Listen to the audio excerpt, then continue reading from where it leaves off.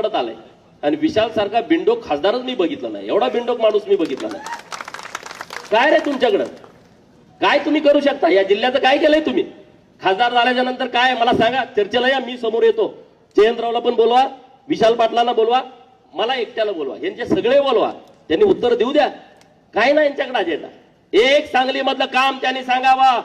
मुख्यमंत्री पद तुमच्या घरामध्ये होतं, तिथून आतापर्यंत तुम्ही खासदार आहे, केंद्रामध्ये मंत्री म्हणून तुम्ही राहिलाय. एक काम तुम्ही सांगा.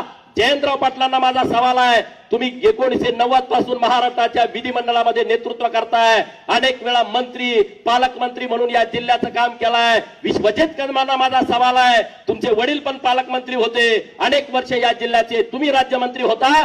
एक काम तुम्ही सांगलीमध्ये असं दाखवा की ज्या कामाचा रोज हजारो लोकांना फायदा होतोय. मी तुमचं म्हणेल ते ऐकेन, मी म्हणेल ते ऐकते. एक काम दाखवा, एक काम ते सांगू शकत नाहीत. मी सांगतो भाजपाची कामं, मी सांगतो भाजपाची कामं. टेंबू योजना, कडेगाव, खानापूर, आटपाडी, कवटेमंकाळ, जत, तासगाव, किती गावांना फायदा होतोय? रोज लाखो शेतकऱ्यांना फायदा होतोय. हे भाजपाचं काम आहे. मी सांगतो म्हैसाळ योजना, मिरज, तासगाव, कवटेमंकाळ, जत, सांगोला आणि मंगळवेढा, लाखो लोकांना रोज त्या योजनेचा फायदा होतोय.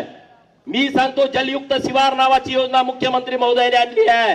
अग्रणी नावाची नदी खानापूर तालुक्यातनं जी उगम पावते, अगस्ती मुनीच्या मंदिरापासून 53 किलोमीटर नदी खोलीकरण, रुंदीकरण आणि त्या नदीवरती बंधारे बांधायचं काम केलंय. जे शेतकरी एक पीक काढत होते ते 2 काढायला लागले, जे 2 काढत होते ते 3 पीक काढायला लागले. याचा हजारो शेतकऱ्यांना फायदा झाला. मिरज मधून पंढरपूरला जाणारा हायवे, काय परिस्थिती होती? हायवे होण्यापूर्वी एकदा मिरजेतनं त्या हायवेला लागलं, पंढरपूर पर्यंत एका सरळ रेषेत जायचं, जणू काय मिलिटरीचाच भरती झालाय. एकदम असा शिस्तीत जातोय, त्याला गाडी सुद्धा ओव्हरटेक करता येत नव्हती. किती जणांचा अनुभव आहे? आज ती परिस्थिती आहे. एका तासामध्ये सांगोल्याला जात आहे. हे काम आहे जिथं हजारो लोक जात आहेत रोज. फलटणवरनं येणारा रस्ता काम सुरू आहे.